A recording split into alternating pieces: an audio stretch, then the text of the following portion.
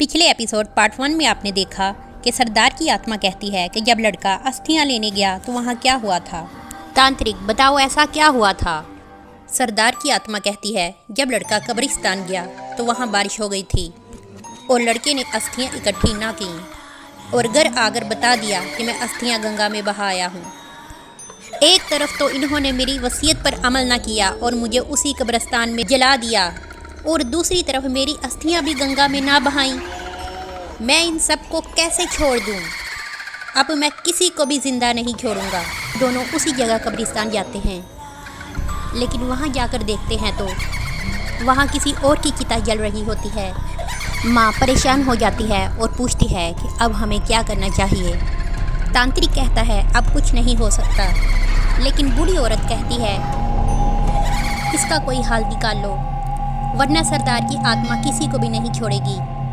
तांत्रिक कहता है थोड़ी देर सोचने दें और कहता है कि हमें ज़रा भी देर नहीं करनी चाहिए, क्योंकि यहाँ बिल्कुल उसी जगह पर एक और चिता जल गई है, जबकि उसकी अस्थियाँ भी इकट्ठा नहीं की गई थीं। तांत्रिक कहता है कि घर में पूजा पाठ करवाना होगी और तांत्रिक घर में पूजा पाठ करने के लिए बैठ जाता है।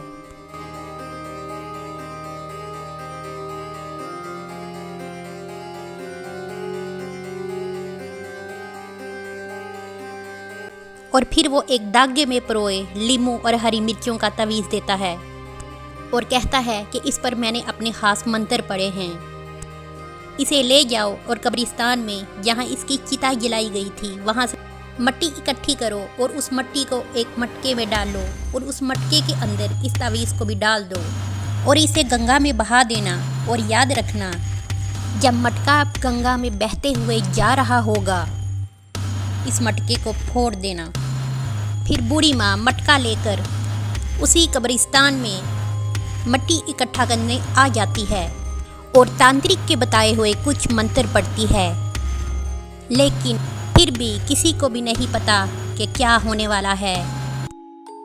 फिर दोनों रात के अंधेरे में मटका छुपाकर बहाने लेकर जा रहे होते हैं और वो किसी भी तरह के खतरात से बचने के लिए और रास्तों से जाते हैं।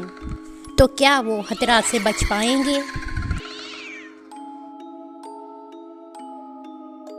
ये क्या चलते चलते तांत्रिक ही उल्टा लटकता हुआ बाजी खाता है, लेकिन आखिरकार वो गंगा तक पहुंच चुके होते हैं और मटका बहा देते हैं।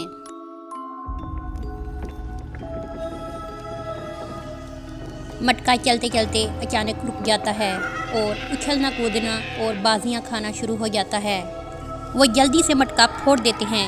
जब मटका फूटता है तो इसमें से मिट्टी बाहर निकल पानी में बिखर जाती है और सरदार की आत्मा बाहर आ जाती है। गंगा का पानी स्याह हो जाता है और शुआएं निकलती हैं और ये शुआएं सरदार की आत्मा को भी अपने साथ पानी के अंदर खींच लेती हैं।